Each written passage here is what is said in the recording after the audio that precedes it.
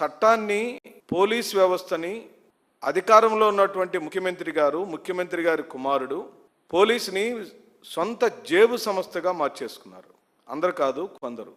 ఏ ఒక్కరు మాట్లాడినా, వైఎస్ఆర్ కాంగ్రెస్ పార్టీకి సంబంధించిన అధికారులు మాట్లాడినా, ఎమ్మెల్యేలు మాట్లాడినా, ఎమ్మెల్సీలు మాట్లాడినా, మాజీ ఎమ్మెల్యేలు మాట్లాడినా, మాజీ మంత్రులు మాట్లాడినా వాళ్లను పోలీసులతో భయపెట్టే కార్యక్రమం చేస్తున్నారు.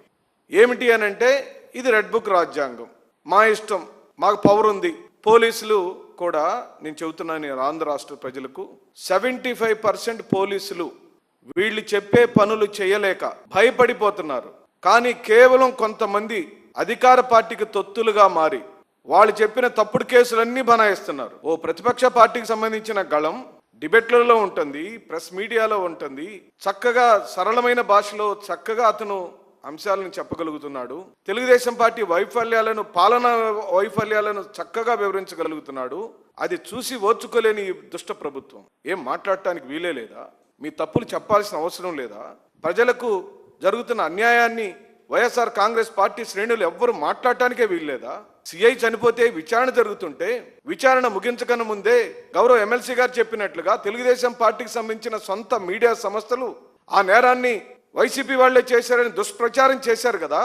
మాధవరావు గారు చెప్పినట్టుగా మేము డిమాండ్ చేస్తున్నాం, తెలుగుదేశం పార్టీ సోషల్ మీడియా లేదా యూట్యూబ్ ఛానల్స్ ఓనర్ల మీద కేసులు ఎందుకు మీరు పెట్టలేదని అడుగుతున్నాం. ఓ పక్కనేమో మీరు ఈ విధంగా డైవర్షన్ పాలిటిక్స్ చేస్తుంటే మేము అడుగుతున్నాం సూటిగా, నీ ఆఫీసులో నువ్వు కూర్చొని, లోకేష్ గారు స్వయంగా కూర్చొని ఓ ఎంపీకి, ఎమ్మెల్యేకి డబ్బుల పంచాయతీ చేశాడా లేదా?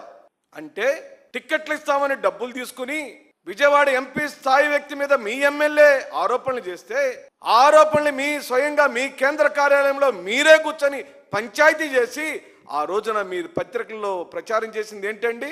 ఆ దళితుడైన ఆ శాసనసభ్యుడి మీద నిందాపనవరణలు చేసి తప్పంతా కొలిగిపూడి శ్రీనివాసే చేశాడు. మరి ఆ తప్పంతా చేసిన కొలిగిపూడి శ్రీనివాస్కి పిలిచి మీరు ప్రొఫెసర్గా ఉన్న అతనికి సీట్ ఎందుకు ఇచ్చారండి? ఆయన బ్యాంక్ బ్యాలెన్స్ నుంచి డబ్బులు ట్రాన్స్ఫర్ కొట్టాడో దానికి లెక్క చెప్పండి. సరే, అది వదిలేద్దాం. రైల్వే కోడూరు టికెట్ని ఓ దళితురాలైనటువంటి వ్యక్తికి టికెట్ ఇస్తామని మీరు మోసం చేశారని, మీ పార్టీకి సంబంధించిన అతని పేరు రాములో శ్రీరాములో ఏదో ఉంది, డైరెక్ట్ గా వీడియోలు ఇచ్చారు. డైరెక్ట్ గా వీడియో రిలీజ్ చేసింది మీడియాకి. ఒక్క కేసు లేదండి. అది కరప్షన్ కాదా? ఏసీబీ ఏం చేస్తుందండి? ఈ రాష్ట్రంలో ఏసీబీ లేదా?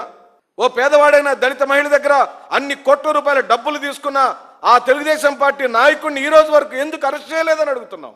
ఇలాంటివన్నీ అడిగితే కేసు. ఓరి మీ దొంపల దగ్గర కేసులు ఎందుకండి? సమాధానం చెప్పండి.